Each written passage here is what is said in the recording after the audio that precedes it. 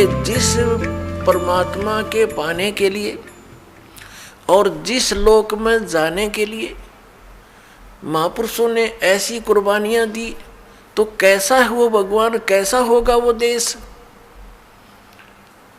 ये अंडरस्टूड है। दूसरी बात ये है इसके अंदर कि कोई ये सोचे कि अनल हक मंत्र से उसमें या शक्ति आ गई थी, नहीं।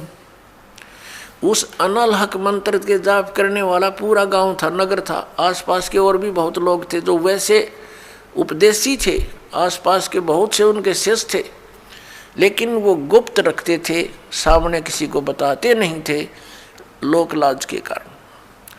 तो कहने का भाव ये है कि उस एक मंसूर के अंदर ये क्यों काम कर गया और सिमली में नहीं कराया उसने।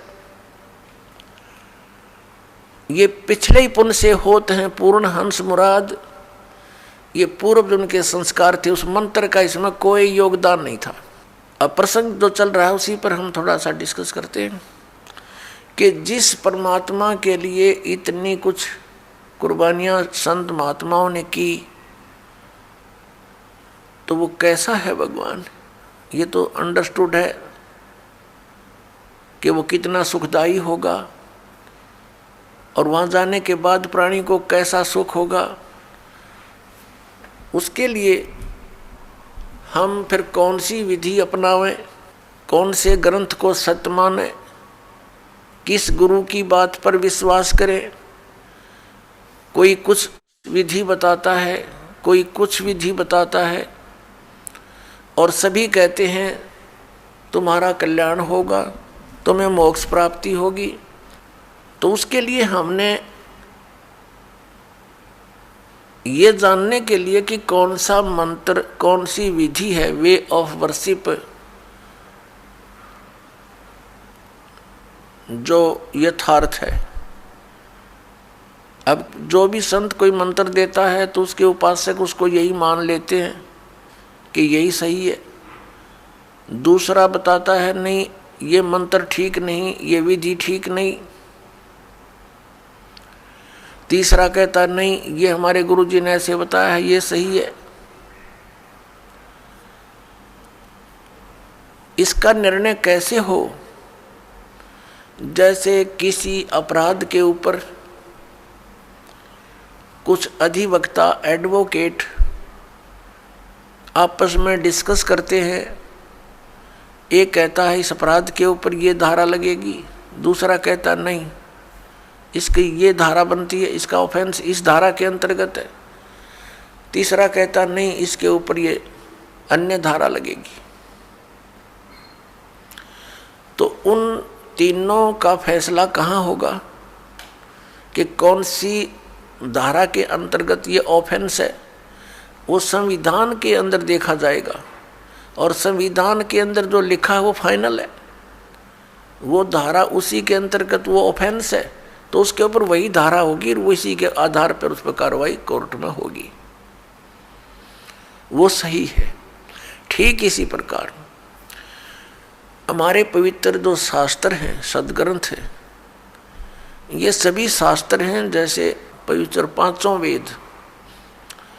चार वेद तो ये वेल नोन है, ऋग्वेद, सामवेद, यजुर्वेद, अथर्ववेद। एक पांचवा वेद है, वो स्वयं परमेश्वर के द्वारा अपने मुख कमल से बोला जाता है।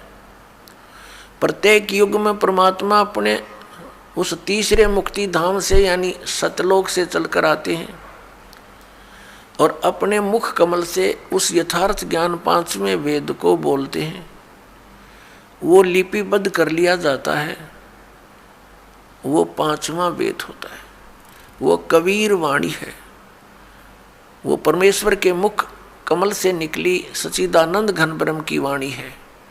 गीता जी अध्याय नंबर 4 के श्लोक नंबर 32 में गीता ज्ञानदाता कहता है कि अर्जुन, जो विधि साधनाएं आपने गीता अध्याय नंबर 25 के श्लोक 31 तक सुनी, कोई कैसी साधना करता है, कोई हठ योग करता है, कोई स्वाध्याय ही करता रहता है, कोई अन्य देवताओं की पूजा करता है, कोई कठिन घोर तप करता है, कोई अहिंसावादी है जैसे मुख पर पट्टी बांध कर नंगे पैरों घूमना, कोई केवल योग अभ्यास हठ योग करके समाधिस्थ होने की चेष्टा करता है, कोई प्राण अपान की क्रियाएं करता रहता है, कोई श्वासों को बाहर निकलते अंदर जाते देखता रहता है।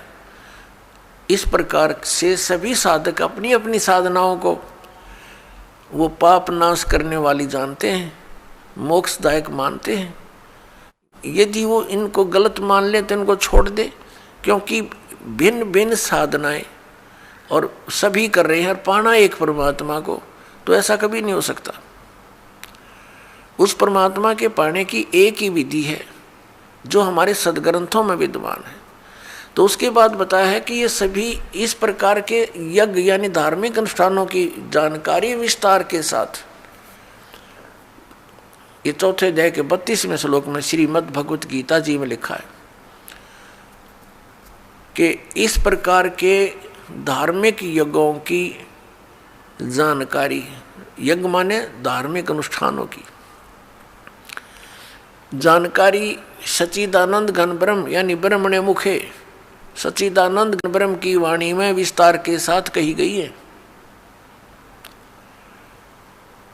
और उसको जानने के उपरांत फिर तू सभी कर्म बंधन से मुक्त हो जाएगा। चौथे अध्याय के 34वें श्लोक में कहा कि वो तत्व ज्ञान जो परमात्मा ने अपने मुख कमल से बोला है वो तत्व ज्ञान है। उस तत्व ज्ञान को तू तत्वदर्शी संतों के पास जाकर समझ। वो तत्वदर्शी संत तुझे उस परमात्म तत्व का ज्ञान कराएंगे। इससे एक तो ये सिद्ध हो गया कि गीता ज्ञानदाता कंप्लीट नॉलेज, स्पिरिचुअल नॉलेज नहीं रखता। उसने ऑप्शन छोड़ दिया कि वो यथार्थ ज्ञान उस परमात्म तत्व का 18वें अध्याय के 62वें श्लोक में गीता ज्ञानदाता जिस अन्य परमात्मा की शरण में जाने को कह रहा है, उसकी जानकारी कहते हैं उस तत्वदर्शी संतों के पास जाकर समझ, वो बतावेंगे। गीता ज्ञानदाता नहीं जानता। तो वहां क्या बताया है कि वो सच्चिदानंद घन ब्रह्म की वाणी वो सूक्ष्म वेद है। यहाँ गीतानुवादकर्ताओं ने चौथे अध्याय के 32वें श्लोक में अनर्थ कर दिया। ब्रह्मणे मुखे एक शब्द है इसके अंदर मूल पाठ में, उन्होंने इसका अर्थ गलत कर दिया, वेद की वाणी लिख दिया। नहीं, वेद ज्ञान तो गीता ज्ञानदाता बोल ही रहा है। जिनको तुम वेद मानते हो, चारों वेदों का एक सारांश है ये श्रीमद् भगवत गीता। कोड वर्डों में है, अधिकतर संक्षेप में है। तो वो तो बोल ही रहा है, वो खुद कह रहा है कि 5वां जो वेद है उसके अंदर वो लिपिबद्ध है, वो तत्व ज्ञान है। उसको तत्वदर्शी संतों के पास जाकर समझ और फिर जैसा वो बतावे ऐसे कर।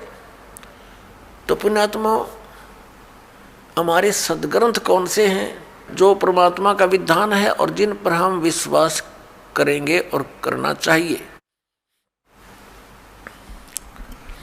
हमारे सदग्रंथ यानी शास्त्र कहो, सदशास्त्र कहो,